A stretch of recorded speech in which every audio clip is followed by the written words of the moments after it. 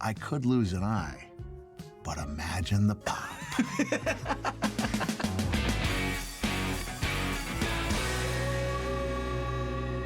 Ladies and gentlemen, welcome to the Imagine the Pop Wrestling Podcast. I'm your host, Matty B, and we are now officially in the post-Roman Reigns Championship era. Roman held the SmackDown World title for over 1,300 days, so this is the first time a different world champion has been on the blue brand in 3.5 years, and I've got to say, it did feel a bit strange, but we'll get onto that. This week's SmackDown also saw the first appearance of both the new Women's World Champion Bayley and of the Bloodline without any gold, and without The Rock, without Roman Reigns. So, it definitely felt like there has been a shift in quite a few ways. But was it any good? Let's get into it.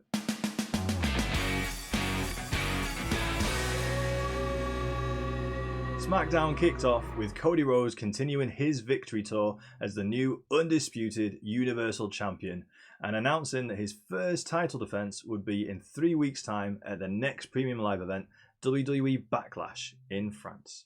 He said that 2 triple threat matches would take place that night, with the winners of both competing next week for the chance to challenge him at Backlash. Now, this was a solid open to the show. Cody is always a reliable promo, but it also felt like Cody and WWE are just treading water a bit here.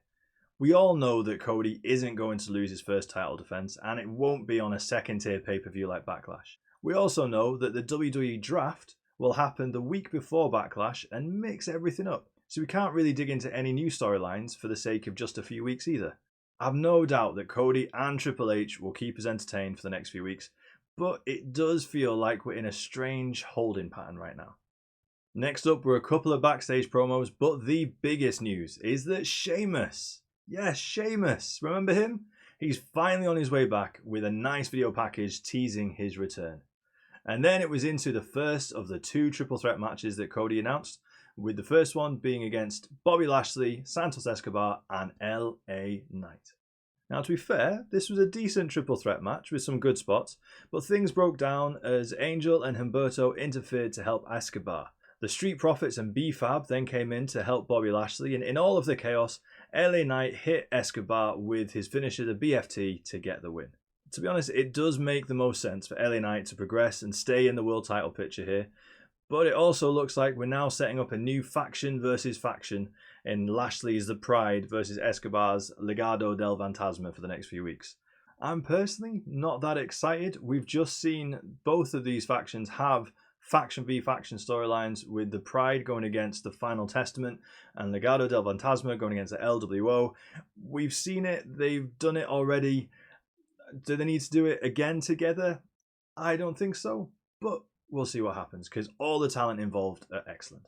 Next, we saw the return of the Bloodline, featuring Paul Heyman, Solo Sikoa, and Jimmy Uso coming to the ring. But this time, and for the first time ever in this Bloodline era, no titles. And then, of course, no Roman Reigns and no final boss, The Rock. Heyman addressed the loss at WrestleMania, saying how Roman was distracted with 10 years worth of pain caused by Seth Rollins from when he betrayed Roman and left the Shield. But in a shocking turn, before Heyman could finish saying what he was saying, Solo interrupted and beat down Jimmy with the help of his brother, Tama Tonga, who was making his WWE debut. Yes, that's right. Another brother, another cousin, another member of the Samoan family. This tree just keeps growing branches and branches.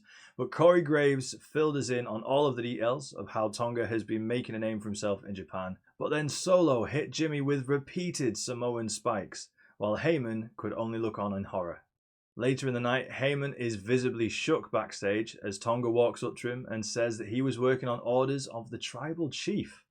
Now that was a shock to Heyman, so that suggests that the once tribal heir, Solo Sikoa, has now decided to step up in Roman's absence and call himself the tribal chief. Now for me, this is some fantastic storyline and opens up a whole new chapter to the Bloodline saga. What is Solo going to do with this newfound autonomy? Is he going to challenge Cody? How will Roman react when he comes back? And where does this leave Jimmy and Paul Heyman? There's so many possibilities to this, and it's all so exciting. Then keeping up the theme and the momentum of big stars and big changes this week, the new Women's World Champion Bayley came out to give a big thank you to the fans, receiving the classic "You deserve it" chant along the way. She was then interrupted by Tiffany Stratton wanting to have a title match of her own, but Bayley instead wants to give the first opportunity to her longtime friend Naomi. This set up a genuinely really good match between Tiffany Stratton and Naomi, with Naomi ultimately getting the win and getting the right to face Bayley for that title. Now, before we get to the phenomenal main event, there were a few other highlights of the night that are definitely worth mentioning. Starting off with Bron Breakker, who entered to a new theme, which I thought was fantastic, and a new theme and a new fresh purpose. Now he's full-time on the blue brand. He said goodbye to NXT last week, and he is now full-time on the blue brand until the draft, squashing Cameron Grimes in another dominant display. Grayson Waller and Austin Theory celebrated their new position as SmackDown Tag Team Champions in an off-site promo. And then Bianca Belair and Jade Cargill looked incredible, genuinely incredible, as a new tag team making light work of Chelsea Green and Piper Niven.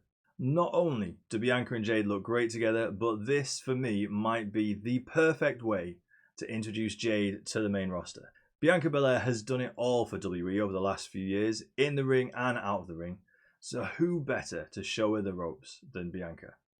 And finally, we come to the main event, the second triple threat match of the evening, and there was more than one reason why I said that this match was phenomenal. The phenomenal one, AJ Styles took on Rey Mysterio and Kevin Owens, and they put on a banger of a match that reminded everyone just how good these guys are.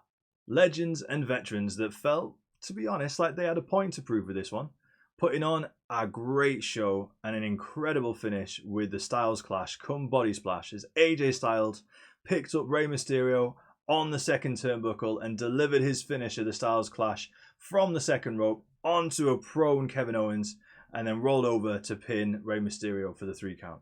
Honestly, this match deserves to be seen in full if you can, but ultimately it has set up a WrestleMania rematch between LA Knight and AJ Styles on next week's SmackDown to determine the new #1 contender for Cody Rhodes' world title at Backlash. Well, that's all, folks, from this week's Friday Night Smackdown. There's lots of talk of a new era in WWE at the minute, and to be honest, this definitely felt like it. New champions and a new tribal chief. Cody might have finished his story, but everyone else is only just getting started. As always, thank you so much for watching or listening to another episode of Imagine the Pop Wrestling Podcast. You can find us across all social media platforms at Imagine the Pop, and I look forward to doing this all again with you next week for Monday Night Raw.